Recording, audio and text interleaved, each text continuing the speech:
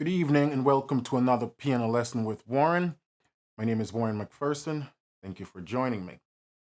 In today's tutorial, I would like to talk about two things. The first thing is suspended chords, and the second one is chord inversions. A suspended chord looks like this. And how we get to a suspended chord: if you take a major chord and you raise the third of the chord a half step up, then you get a suspension. And this is what they call a suspended chord, or referred to as the suspended fourth.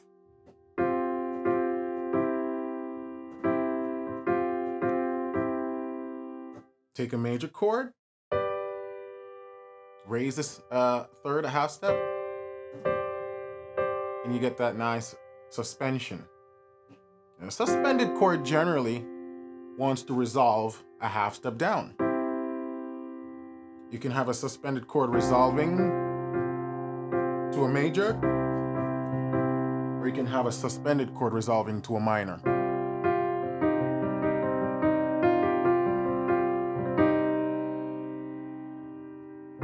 And that's basically what a suspended fourth is. It's not very complex. Apart from suspended fourth, we have what we call the sus2, or a C chord with just an added ninth without the third. We got a sus2.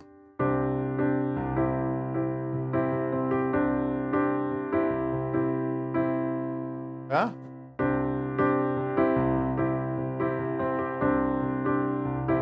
You can use this in combination with the suspended fourth.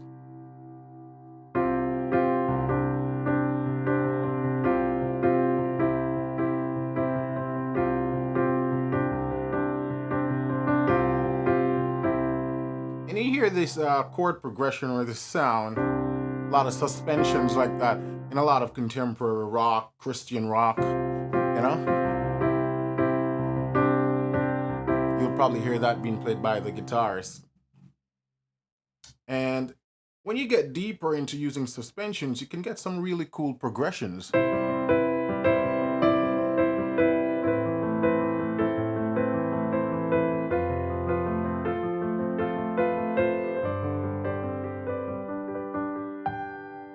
There's a lot of suspensions I was just using in a row right there.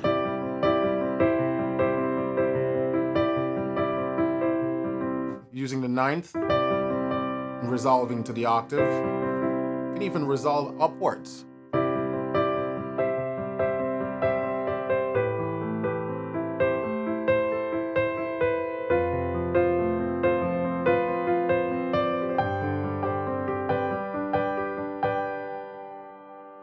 So right there, I'm just using suspension chords. Suspension chords also work nicely on the dominant, or on the fifth, the 5 chord. We're in C.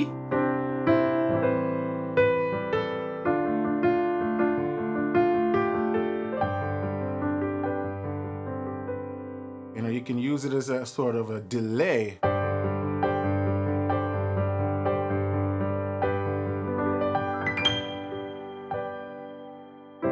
And back to your 1 chord.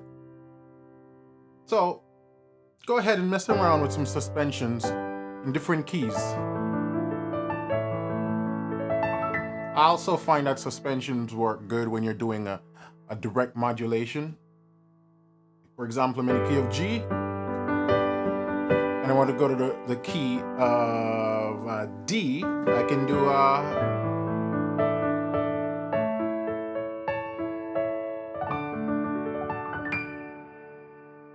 or even if you're going a half step.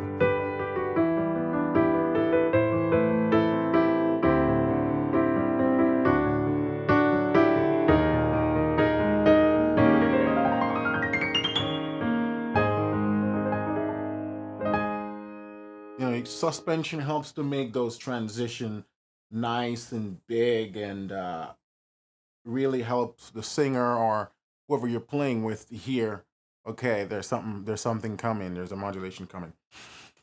So that's suspended chord. The next thing I want to talk about is chord inversions. And it's important for you to be able to see your triads and inversions. Each triad can be played 3 different ways. A triad is a 3-note chord.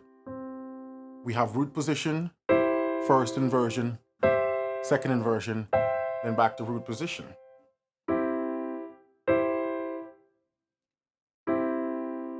Whenever there's the root as the lowest note in the chord, that's when the chord is in its root position. So if I have this in my right hand, but a C in my left hand, a C is the root of the chord. It is the lowest note in terms of pitch. So the chord is still in root position, even though I'm playing the first inversion in my right hand. The bass, or the lowest note, dictates what inversion the chord is in. If I have a root position C like this in my right hand, but I have an E, the third of the chord in the bottom, then the chord is in first inversion, because inversion is based on what's in the left hand or the lowest note. So if you're playing with a bass player, the bass player, it's an E, it's a first inversion chord.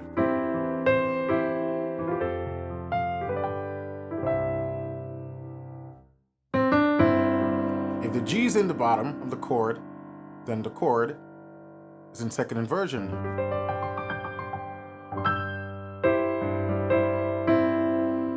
And mostly whenever a second inversion is used, it's usually setting up for a 5 chord.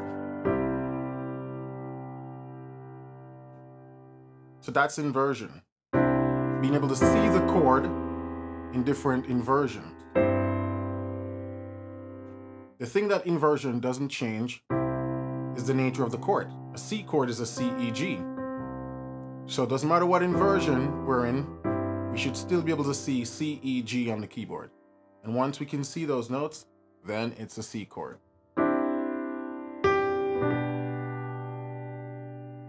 This chord is a G chord in first inversion. And usually we use this as a nice walk down movement. And C,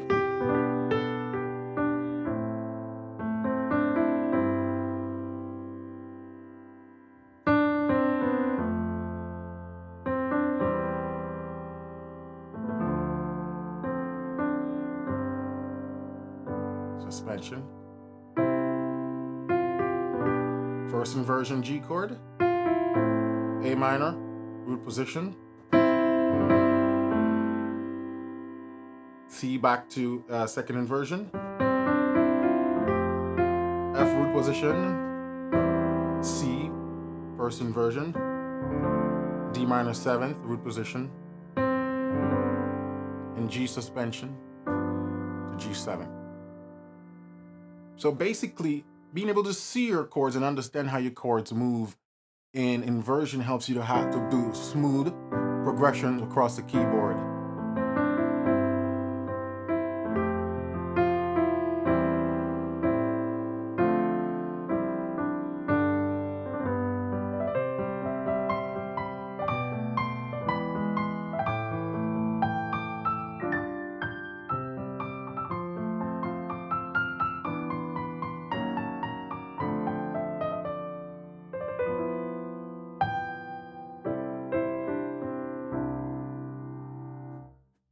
A good way to practice your triads and inversions is just playing them in what we call the block chords.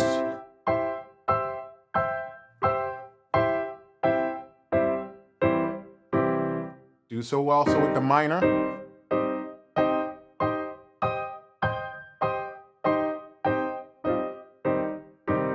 The diminished sevenths.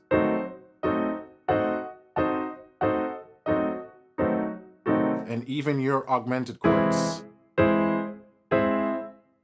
It's a good way to get the inversions under your finger, to be able to see them quickly. That's a good exercise I used to practice back in the day. So that's practicing the chords solid. You also should practice them broken.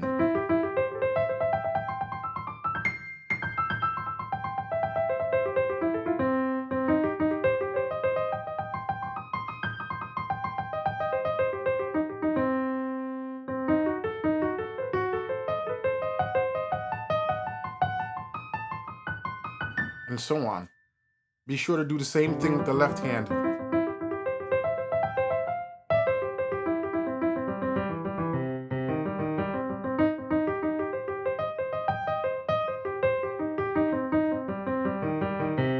And so the two things you're learning when doing that exercise is not only is to see your chords and inversions, but also your building technique.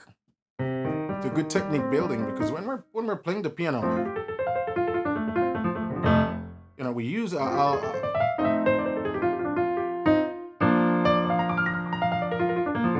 arpeggios, broken chords.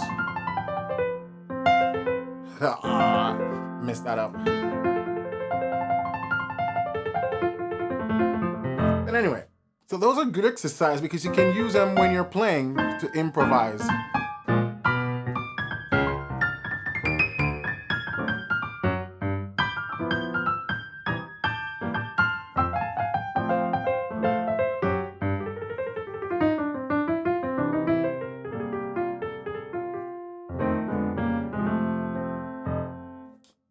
Okay, well, that's all I have for you today on suspensions and inversions.